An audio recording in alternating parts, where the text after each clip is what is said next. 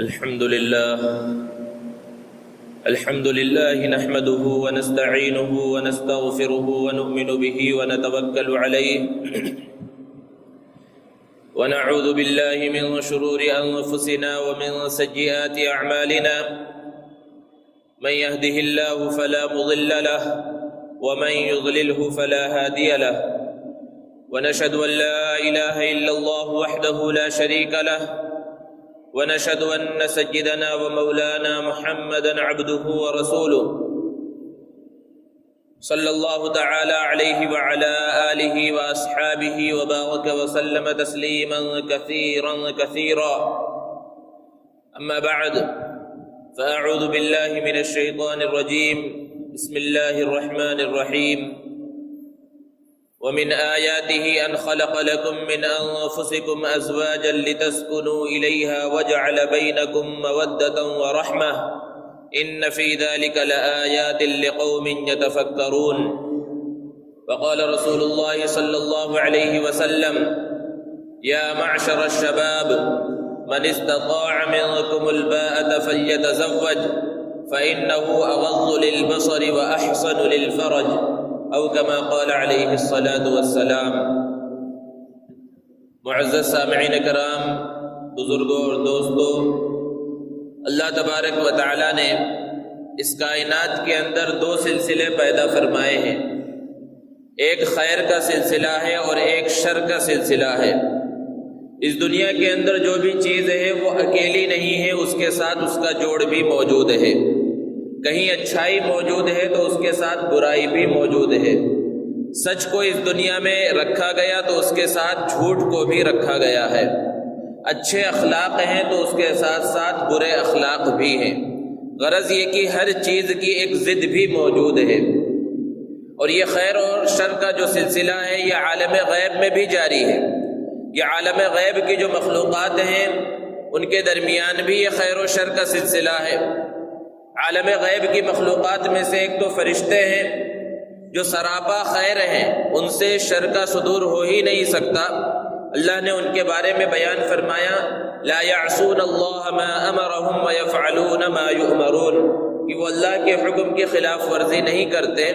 وہ وہی کام کرتے ہیں جس کا انہیں حکم دیا جاتا ہے. تو یہ فرشتے سراپا خیر ہیں. اور عالم غیب اور نہ دکھنے والی مخلوقات میں سے دوسری مخلوق ہے شیاطین. یہ سراپا شر ہے. ان کے بارے میں اللہ نے بیان فرمایا کان الشیطان لربہ کفورا، یہ شیطان تو اپنے رب کا نافرمان ہے ہی. اور اس نے سب سے پہلے اللہ رب العزت سے ایک وعدہ کیا تھا فَبِعِزَّتِكَ لَأُغْوِيَنَّهُمْ أَجْمَعِينَ، کہ آپ کی عزت کی قسم میں سارے انسانوں کو گمراہ کر دوں گا. تو یہ خیر اور شر کا سلسلہ وہاں پر بھی جاری ہے. اور یہ جو مخلوقات ہیں جیسے فرشتے ہیں، یہ کہاں رہتے ہیں؟ یہ اچھی جگہوں پر رہتے ہیں، پاک جگہوں پر رہتے ہیں، اچھے انسانوں کے ساتھ رہتے ہیں. جبکہ شیاطین ہیں وہ بری جگہوں پر رہتے ہیں، بیت الخلاء میں رہتے ہیں، گندی جگہوں پر رہتے ہیں. فرشتوں کا کام کیا ہے کہ وہ اللہ کی عبادت کے اندر لگے ہوئے ہیں اور اللہ کے نیک بندے جو انسانوں کے اندر ہیں ان کی بھلائی کے واسطے دعا کرتے رہتے ہیں. جیسے کہ قرآن میں اللہ نے بیان فرمایا الذین یحملون العرش ومن حولہ یسبحون بحمد ربہم ویستغفرون للذین آمنوا. یہ جو عرش کے اٹھانے والے فرشتے ہیں وہ اللہ رب العزت کی حمد و ثنا میں رہتے ہیں اور ایمان والوں کے لیے مغفرت کی دعا کرتے رہتے ہیں. جبکہ شیطان کا کام ہی کیا ہے کہ وہ کس طرح انسان کو گمراہ کرے، کس طرح وہ اس کو سیدھے راستے سے بھٹکا دے. بس وہ اسی فکر، اسی سوچ اور اسی لگن کے اندر لگا رہتا ہے. پھر اس کے بعد دنیا میں دیکھیں کہ اللہ رب العزت نے انبیاء کرام علیہم الصلاۃ والسلام کے مبارک سلسلے کو جاری فرمایا. اور انبیاء کرام علیہم الصلاۃ والسلام نے جب اللہ کا پیغام دنیا کے سامنے رکھا تو ان کے ماننے والے دو طرح کے لوگ ہو گئے. کچھ وہ تھے جنہوں نے ان کی دعوت کو قبول کیا اور کچھ وہ تھے جنہوں نے ان کی دعوت کو قبول نہیں کیا. ہمارے آقا محمد عربی صلی اللہ علیہ وسلم جب دنیا میں تشریف لائے اور آپ نے دین کا پیغام مکہ والوں کے سامنے رکھا تو کچھ وہ تھے جنہوں نے آپ کی بات کو دل و جان سے قبول کیا اور کچھ وہ تھے جو آپ کے دشمن بن گئے. جنہوں نے آپ کی بات کو قبول کیا وہ امام کہلائے. کس چیز کے امام؟ وہ ہدایت کے امام ہیں. اور یہ اللہ کی جماعت ہے. اللہ رب العزت نے ان کے بارے میں بیان فرمایا اولئک حزب اللہ، کہ یہ تو اللہ کی جماعت بن گئے. الا ان حزب اللہ هم المفلحون، اور اللہ کی جو جماعت ہے وہ کامیاب ہونے والی جماعت ہے. جبکہ جو شیاطین کی مان کر چلتے رہے، نبی کی بات کو نہیں مانا، نبی کے پیغام کو قبول نہیں کیا، وہ بھی امام کہلائے. لیکن وہ کس کے امام ہیں؟ ائمۃ الکفر، وہ کفر کے امام کہلائے، وہ حزب الشیطان ہیں. اور حزب الشیطان یعنی شیطان کی جماعت کے بارے میں اللہ نے بیان فرمایا الا ان حزب الشیطان هم الخاسرون، کہ جو شیطان کی جماعت ہے وہ نقصان اٹھانے والی جماعت ہے. تو بہرحال یہ سلسلہ ہر جگہ پر جاری ہے. انبیاء کرام علیہ الصلاۃ والسلام کا جو اصل پیغام تھا وہ پیغام محبت تھا، بھائی چارگی کا پیغام تھا، کہ کس طرح دنیا میں آپس میں لوگوں کے اندر محبت پیدا ہو جائے، بھائی چارگی پیدا ہو جائے. دوستو،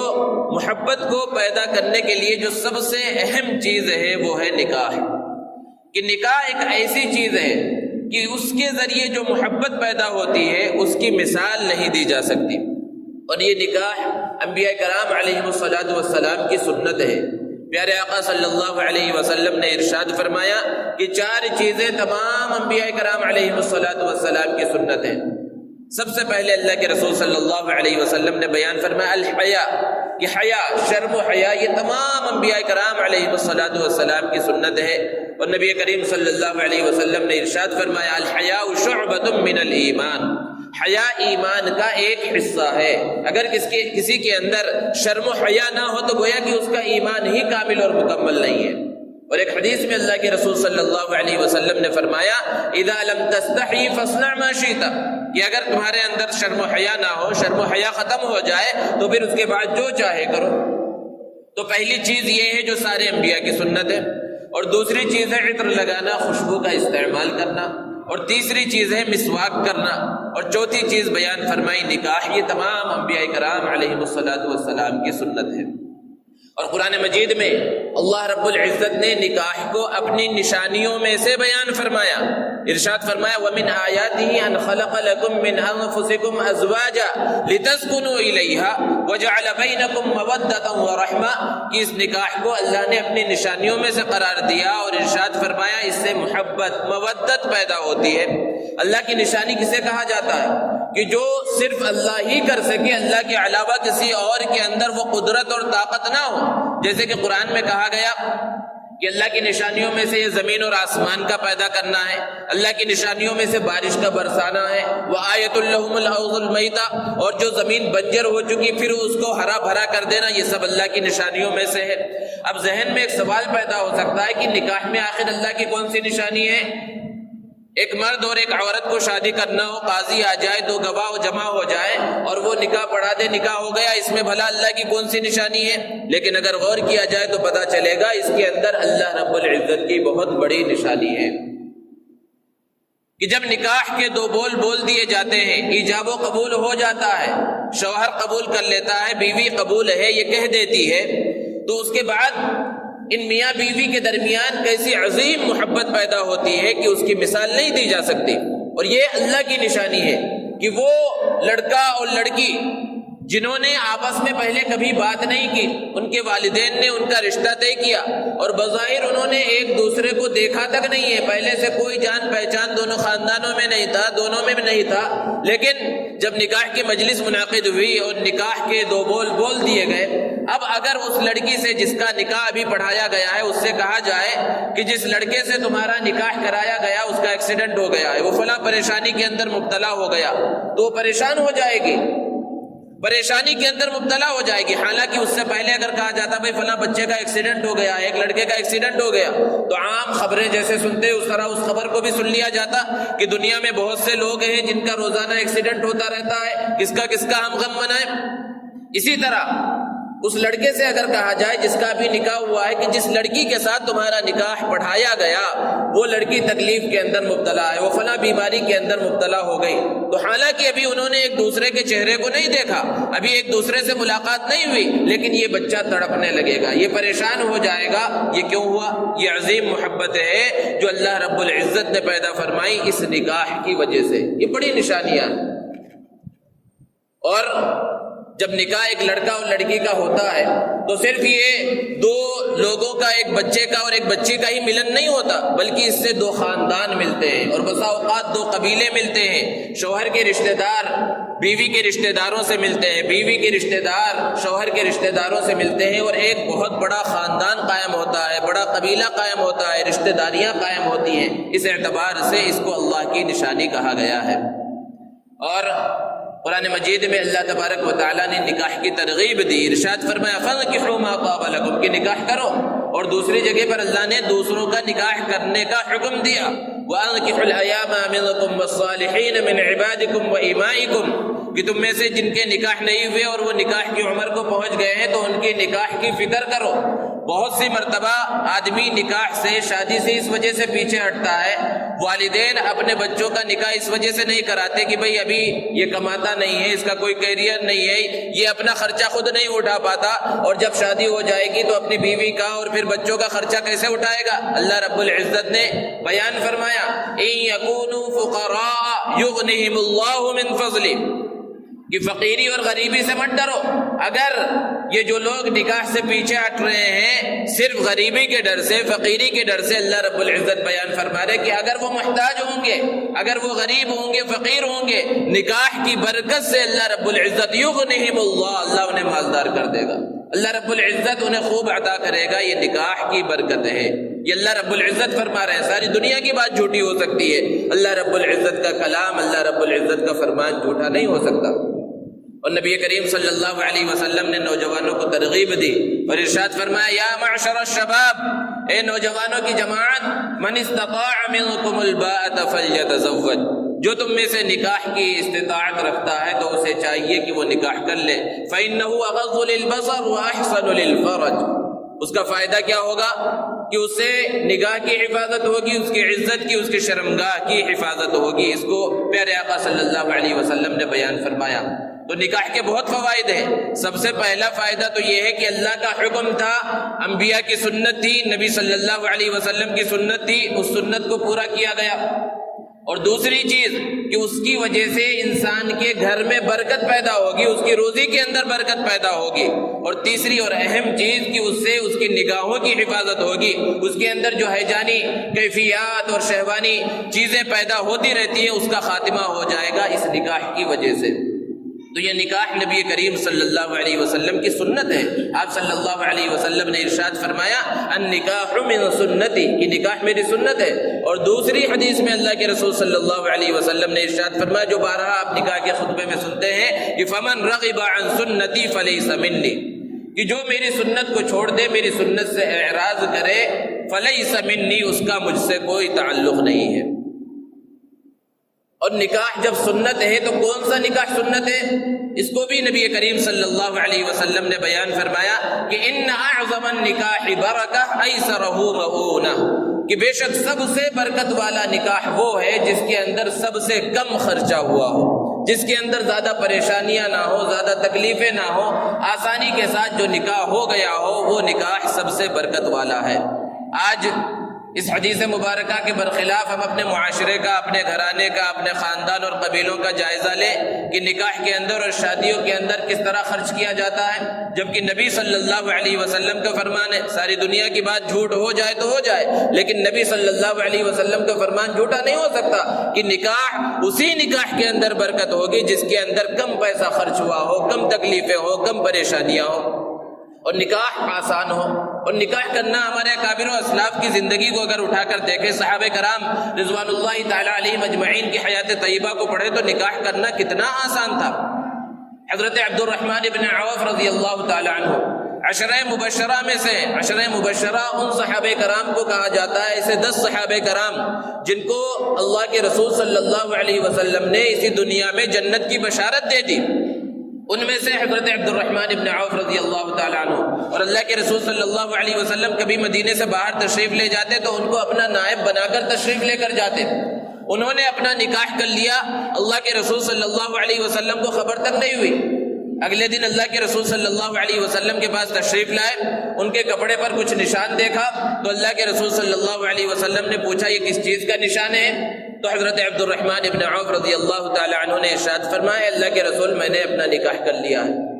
نہ حضرت عبد الرحمن ابن عوف رضی اللہ تعالی عنہ نے اس بات کو سوچا کہ اللہ کے رسول صلی اللہ علیہ وسلم کو پتہ چلے گا کہ میں نے نکاح کر لیا ہے اور اللہ کے رسول صلی اللہ علیہ وسلم کو اطلاع نہیں دی گئی، آپ کو دعوت نہیں دی گئی تو آپ ناراض ہوں گے۔ نہ انہوں نے اس کا خیال کیا، اور نہ اللہ کے رسول صلی اللہ علیہ وسلم کو جب بتلایا گیا تو آپ نے اس کو محسوس کیا کہ اچھا میرے اتنے قریبی ہو، میرے صحابی ہو، میرے دوست ہو، اور مجھے دعوت نہیں دی۔ ذرہ برابر اس کا احساس ہی نہیں ہے، بلکہ اللہ کے رسول صلی اللہ علیہ وسلم نے ارشاد فرمایا اولم ولو بشاتن، کہ تم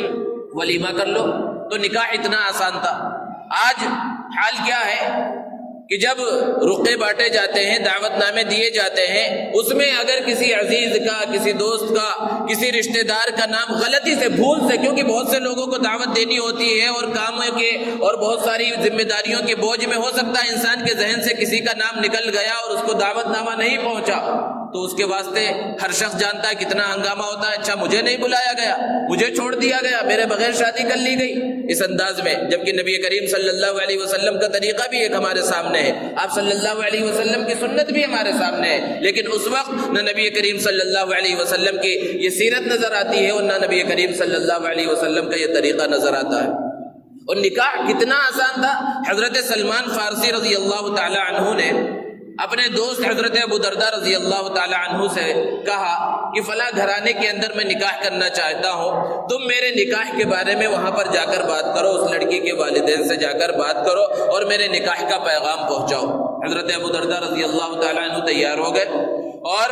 اس گھر کے اندر پہنچے، ان کے والدین سے بات کرنا شروع کیا کہ جس انداز میں نکاح کا پیغام دیا جاتا ہے کہ لڑکے کی خصوصیات، اچھی صفات بیان کرنے لگے، اور حضرت سلمان فارسی رضی اللہ تعالیٰ عنہ کا کیا مقام و مرتبہ ہے، بہت بڑا مقام و مرتبہ، ان کی خصوصیات کو بیان کرنے لگے کہ انہوں نے حق کو حاصل کرنے کے واسطے کیسی قربانیاں دی ہیں۔ کہ ایک مرتبہ لوگ ان سے پوچھنے لگے بھئی تم اپنا نسب بتاؤ، اپنا جو ہے اپنے والد کا نام بتاؤ اور فلاں فلاں بتاؤ، تو انہوں نے کہا میں تو اسلام کا بیٹا ہوں، مجھے صرف اسلام کے نام سے پہچانو، یہ ان کی خصوصیت ہے۔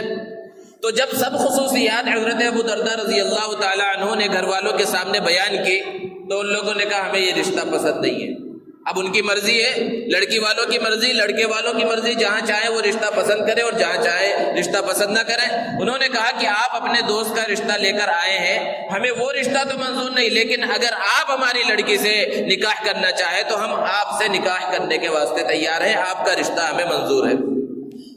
نکاح کا پیغام اپنے دوست کا لے کر گئے تھے، اور جب وہاں پر ان کے نکاح کی بات کی گئی، وہی گواہوں کو بلایا گیا، وہی نکاح پڑھ دیا گیا، اور جب گھر سے واپس نکل رہے ہیں، باہر نکل رہے ہیں، تو اپنا نکاح کر کے باہر نکل رہے ہیں، اور جب سلمان فارسی کو سامنے دیکھا تو نگاہوں کو نیچے جھکا لیا اور ان سے افسوس کے لہجے میں کہنے لگے کہ میں تمہارے سامنے بہت شرمندہ ہوں کہ تمہاری نکاح کی بات کرنے کے واسطے گیا تھا اور اپنا نکاح کر کے آیا ہوں۔ حضرت سلمان فارسی رضی اللہ تعالیٰ عنہ ناراض نہیں، وہ سب اللہ کے رسول صلی اللہ علیہ وسلم کے تربیت یافتہ تھے، انہوں نے کہا شرمندہ تو مجھے ہونا چاہیے کہ نکاح تمہارا لکھا ہوا تھا وہاں پر اور میں وہاں پر اپنی کوشش کر رہا تھا۔ تو نکاح کرنا اتنا آسان تھا، آج کیا اتنا آسان رہ گیا نکاح کرنا؟ آج نکاح کے اندر جتنی مشکلات ہیں ہر انسان اس کو سمجھ سکتا ہے۔ جوڑے گھوڑے کی بات ہو، جہیز کی لعنت ہو کہ اس جہیز کی لعنت کی وجہ سے معاشرہ بالکل تباہ و برباد ہو گیا ہے۔ چند سالوں پہلے کی رپورٹ ہے، جب یہ آندھرا اور تلنگانہ الگ نہیں ہوا تھا، اس وقت جو اس صوبے کے اندر علماء کرام نے ایک سروے کیا تھا تو اس میں پتا چلا کہ لاکھوں عورتیں، مسلمان عورتیں ایسی ہیں، لڑکیاں جو 30 سال کی عمر سے آگے بڑھ گئی ہیں اور صرف اس وجہ سے ان کا نکاح نہیں ہو پا رہا ہے کہ ان کے والدین کے پاس، ان کے سرپرستوں کے پاس جہیز میں دینے کے واسطے کچھ نہیں ہے، شادی میں کھانا کھلانے کے واسطے وہ مطلوبہ رقم نہیں ہے جو مطلوبہ رقم آج جس کی ضرورت پڑتی ہے۔ لاکھوں ایسی خواتین ہیں، لاکھوں ایسی لڑکیاں ہیں، کون ہے اس کے ذمہ دار؟ اور بارہا اخبارات میں اور نیوز چینلوں پہ اور دوسری جگہوں پر پڑھتے رہتے ہیں اور سنتے رہتے ہیں کہ فلاں مسلمان لڑکی غیر کے ساتھ بھاگ گئی، فلاں مسلمان لڑکی غیر کے ساتھ بھاگ گئی، غیر کے ساتھ اس نے نکاح کر لیا، شادی کر لی۔ وجہ کیا ہے؟ ان سب کی وجوہات کیا ہیں؟ یہی جہیز کی لعنت ہے جس کی وجہ سے آج یہ معاشرہ تباہ و برباد ہوتا چلا جا رہا ہے۔ دوستو،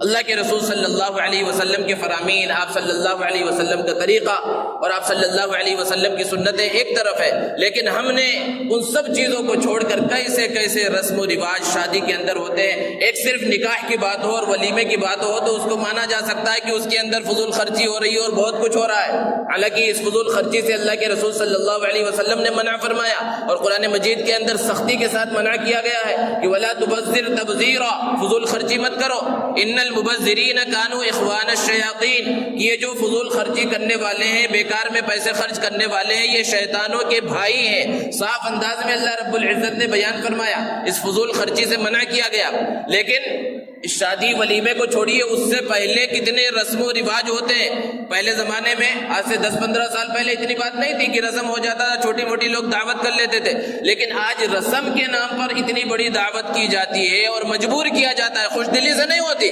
مجبوراً ایسی رسم کی دعوت کی جاتی ہے کہ اس میں ایک بڑی شادی ہو جائے، اس طرح رسموں کے اندر خرچ کیا جاتا ہے۔ اور پھر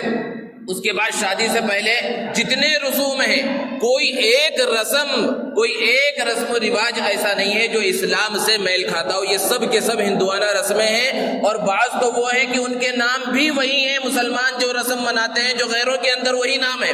اور بعض رسم وہ ہیں کہ طریقہ سب کچھ وہی ہے، صرف ناموں کو بدل لیا گیا ہے، چاہے وہ منجھے کے نام پہ ہو، پامس کا رسم ہو، یا کوئی سا بھی رسم ہو، یا پھر شادی کے بعد مہینوں تک چلنے والی جماگی پماگی اور پتہ نہیں کیا کیا ہو، اور جس کے اندر فضول خرچی خوب کی جاتی ہو، رسم و رواج کیا جاتا ہو، کسی کا اسلام سے، ہمارے نبی صلی اللہ علیہ وسلم سے کوئی تعلق نہیں ہے۔ اور بہت سے وہ ہیں کہ جب لڑکی کی شادی کا مسئلہ آتا ہے تو انہیں سنت یاد آتی ہے کہ بھئی سنت کے طریقے کے اوپر شادی ہونی چاہیے، اس کے اندر فضول خرچی نہیں ہونی چاہیے، جہیز وغیرہ نہیں ہونا چاہیے، لیکن جب انہی کے لڑکے کے شادی کا مسئلہ آتا ہے تو یہ سنت وغیرہ سب بھول جاتے ہیں۔ آج ہمارے معاشرے کے اندر دیکھیں تو ہر گھر کے اندر ایک منڈی لگی ہوئی ہے، گویا کہ وہ تجارت کا کوئی مرکز ہے، جس گھر کے اندر بھی کوئی کچھ اگر لڑکے ہیں تو وہاں پر کچھ خریدار بھی ہیں، کچھ بیچنے والے بھی ہیں، لڑکیاں ہیں تو پریشان ہوتا ہے آدمی، اور اس انداز میں آج لڑکیوں کی پیدائش پر پریشانی ہو رہی ہے جیسے کہ زمانے جاہلیت میں ہوتی تھی، کہ قرآن مجید میں اللہ رب العزت نے بیان فرمایا ظل وجهه مسودا وهو كظيم، کہ لڑکی کی ولادت کی جب اسے خبر دی جاتی تھی تو چہرہ کالا ہو جاتا تھا، یتوارا من القوم، لوگوں سے چھپتا ہوا پھرتا تھا۔ آج لوگوں کو لڑکیوں سے، بیٹیوں سے بہت محبت ہوتی ہے، لیکن جب بھی لڑکی کی پیدائش کی خبر سنتے ہیں تو ایک انجانا اور ڈراؤنا خوف دل کے اندر پیدا ہوتا ہے۔ وجہ کیا ہے؟ یہ یہی وجوہات ہیں کہ بعد میں چل کر جب شادی کی عمر کو پہنچے گی تو شادی کس انداز میں کریں گے؟ تو نکاح میں جو فضول خرچیاں کر رہے ہیں اور بہت زیادہ خرچ کر رہے ہیں، دو طرح کے لوگ ہیں۔ ایک تو وہ ہیں جو بہت مالدار ہیں، جن کے پاس پیسے کی کوئی نہ کمی نہیں ہے، وہ جتنا چاہیں، جیسے چاہیں، جب چاہیں خرچ کریں، وہ رسم و رواج کے نام پر خرچ کریں، فضول خرچی کے نام پر خرچ کریں، جس طرح چاہیں خرچ کریں، ان کی تو کوئی بات ہی نہیں ہے۔ لیکن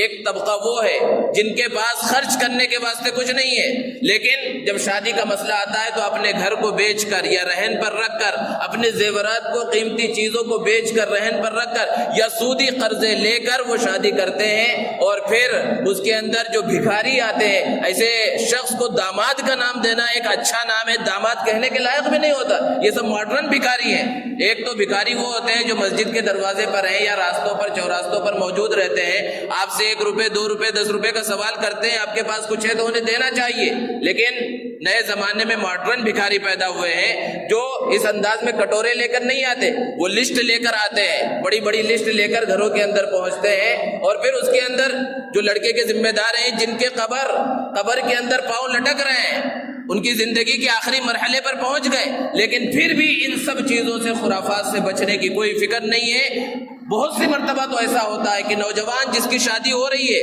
وہ چاہتا ہے کہ ان سب خرافات سے دور رہے، یہ رسم و رواج نہ ہو، یہ جہیز وغیرہ کا مسئلہ نہ ہو، یہ جھوڑے گھوڑے کی لعنت سے اپنے آپ کو بچائے، لیکن گھروں کے اندر پھوپھیاں، خالائیں، نانیاں اور یہ سب اتنا مجبور کر دیتی ہیں کہ وہ ان سب چیزوں کے کرنے پر مجبور ہو جاتا ہے۔ اور اعلیٰ تعلیم یافتہ نوجوان ہیں تو ان کے جو سرپرست حضرات ہیں، یہ سب آپ لوگوں کے مشاہدے کی چیز ہے، اور بارہا آپ مشاہدہ کرتے ہیں، دیکھتے رہتے ہیں، سنتے رہتے ہیں، کوئی نئی چیز نہیں ہے، کہ جب رشتے کے واسطے جب یہ پہنچتے ہیں لڑکیوں کے گھر پہ تو سب سے پہلے بات جو ہوتی ہے بعد میں رشتہ طے ہونے کے بعد کی لین دین کی بات کر لی جائے، اور اس کے اندر کہا جاتا ہے بھئی ہمارا لڑکا ڈاکٹر ہے، ہمارا لڑکا انجینئر ہے، ہمارا لڑکا پائلٹ ہے، وہ 1 لاکھ روپے کما رہا ہے، فلاں کمپنی میں 80,000 تنخواہ ہے، اس کی 1.5 لاکھ تنخواہ ہے، وہ 2 لاکھ روپے کما لیتا ہے۔ جب اتنا سب کچھ وہ کما لیتا ہے، 1 لاکھ تنخواہ ہے، 1.5 لاکھ 2 لاکھ 2.5 لاکھ روپے کما رہا ہے، تب بھی تمہیں بھیک مانگنے کی ضرورت ہے؟ تب بھی سامان جہیز کا سامان لڑکی والوں سے ہی لینے کی ضرورت ہے؟ گاڑی کے واسطے مطالبے کیے جا رہے ہیں، اب تو اس بائک سے جو ہے مسئلہ بہت آگے بڑھ گیا کہ اب تو کار چاہیے اور فلاں چیزیں چاہیے، فلاں کمپنی کی چیز چاہیے، ساری چیزیں پہلے سے لکھ کر دے دی جاتی ہے کہ یہ چیز اس کمپنی کی چاہیے، وہ چیز اس کمپنی کی چاہیے،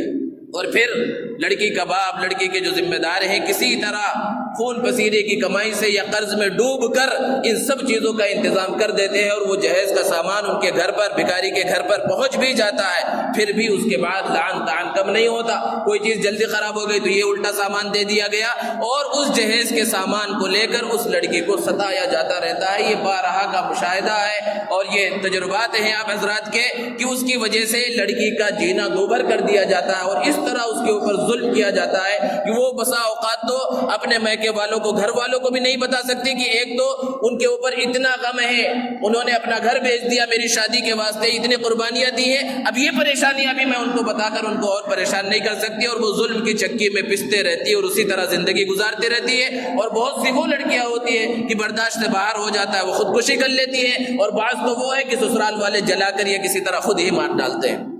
یہ سب کچھ ہمارے معاشرے کے اندر ہو رہا ہے، اور کیوں ہو رہا ہے؟ جہیز کی لعنت اور یہ حرص و لالچ جو دلوں کے اندر پیدا ہوا ہے، اسی کی وجہ سے یہ ساری خرابیاں پیدا ہو رہی ہے۔ پہلے زمانے کے اندر انسانوں کو خریدا اور بیچا جاتا تھا، غلام اور باندی بنائے جاتے تھے، لیکن پھر آہستہ آہستہ یہ سلسلہ ختم ہو گیا، اور اس سلسلے کو ختم کرنے میں نبی کریم صلی اللہ علیہ وسلم کی سب سے زیادہ محنت ہے، اسلام کی سب سے زیادہ اس کے اندر وہ ہے کہ اسلام نے اس غلامی کے سلسلے کو ختم کرنا چاہا، اور آہستہ آہستہ یہ غلاموں کا سلسلہ ختم ہو گیا۔ لیکن اس غلامی کے سلسلے کے ختم ہونے کے باوجود بھی بسا اوقات ہم سنتے ہیں کہ فلاں غریب والدین نے اپنے چھوٹے سے معصوم بچے کو 2 وقت کی روٹی کے واسطے اس کو بیچ دیا، کچھ پیسوں کے اندر بیچ دیا۔ لیکن ذرا غور کر کے بتائیے، اپنے دل پر ہاتھ رکھ کر بتائیے کہ والدین جو اپنے بچے اور بچیوں کو جو معصوم حالت میں بیچ دیتے ہیں تو ان کے دل کے اوپر کیا گزرتی ہوگی؟ لیکن ان سب چیزوں کو چھوڑ کر بڑے بڑے ہیں، وہاں پر بھی خریدا اور بیچا جاتا ہے۔ یہ خریدنا اور بیچنا نہیں تو اور کیا ہے، جس کی قیمت لگائی جا رہی ہے کہ ہمارے بیٹے نے جو ہے ڈاکٹری پڑھی ہے اور فلاں اعلیٰ تعلیم حاصل کی ہے تو اس کے واسطے صرف 1-2 لاکھ روپے جو ہے جوڑے کی رقم ہوگی، اس کے لیے تو 20 لاکھ چاہیے، اس کے لیے تو 30 لاکھ۔ یہ خرید و فروخت نہیں ہے تو اور کیا ہے؟ یہ سارا سلسلہ وہی غلامی کا سلسلہ چل رہا ہے، اور دراصل یہ سب چیزیں رشوت ہے، حرام ہے، لیکن کوئی اس کی فکر کرنے کے واسطے تیار نہیں ہے۔ جب شادیوں کا مسئلہ آتا ہے تو سب وہی ان ساری رسومات میں، ساری فضول خرچیوں کے اندر مبتلا رہتے ہیں، اور شادیوں کے اندر ہزاروں لاکھوں روپے کا جو ہے ویڈیوگرافی بنائی جاتی ہے۔ اور کیوں بنایا جا رہا ہے؟ اس کے اوپر غور کرنے کی ضرورت ہے، آخر اس کو کیوں بنایا جا رہا ہے کہ بعد میں ان کے بچے دیکھیں گے؟ جیسے کہ آثار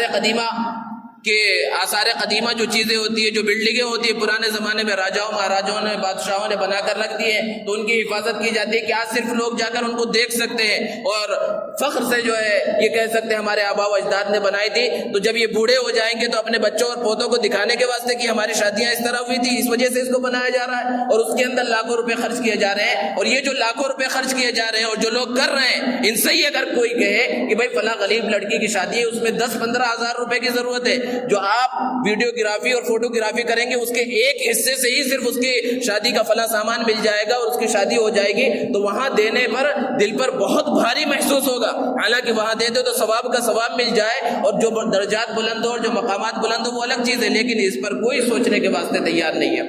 اور پھر بینڈ باجا، ہمارے نوجوان جو ہے بہت سے دیندار بھی ہوتے ہیں، لیکن پھر یہ شادی اور ولیموں کے اندر جو بینڈ باجے لے کر پہنچتے ہیں، حالانکہ یہ سب اللہ کے رسول صلی اللہ علیہ وسلم کی سنت کو ادا کر رہے ہیں، اور سنت کو جب پورا کیا جا رہا ہے تو بینڈ باجوں کے ساتھ، جس کے بارے میں نبی کریم صلی اللہ علیہ وسلم نے ارشاد فرمایا کہ مجھے اس لیے بھیجا گیا ہے تاکہ گانے بجانے کے آلات کو میں ختم کر سکوں، میں توڑوں۔ اس وجہ سے نبی کریم صلی اللہ علیہ وسلم فرما رہے ہیں کہ میری بعثت ہوئی اور ایک نوجوان ہمارا ان سب چیزوں کے اندر مبتلا ہے، کوئی برا نہیں سمجھا جا رہا، ناچنا، گانا، میوزک، یہ ساری چیزیں شادیوں کے اندر ہو رہی ہے۔ ان سب کے ذمہ دار کون ہے؟ اور جو چیز اہم ضروری، شادی کے اندر دو ہی چیزیں ہیں، ایک ہے مہر اور دوسرا ولیمہ، اور دونوں چیزوں کی اصل ذمہ داری کس کی ہے؟ یہ لڑکے کی ذمہ داری ہے۔ آپ نکاح کی مجلسوں میں پہنچے، چاہے وہ نکاح مجلس مسجد کے اندر ہو رہے ہو، مسجد میں نکاح کرنا یہ مستحب ہے، بہتر ہے، کیونکہ مسجد میں جب نکاح ہوگا بعض خرافات سے نکاح کے موقع پر تو انسان بچ جاتا ہے، پھر اس کے بعد وہ خرافات شادی خانے میں جا کر بہرحال ہوتی ہی ہیں۔ لیکن جب نکاح کی مجلس میں آپ بیٹھے اور قاضی پوچھتا ہے کہ بھئی کتنا مہر ہے، مہر کی رقم بتائی جاتی ہے، نقد ہے یا ادھار ہے، تو آپ 80% 85% لوگوں کی زبان سے اس وقت سنیں گے کہ ادھار ہے۔ جو چیزیں اصل نقد ہونی چاہیے، مہر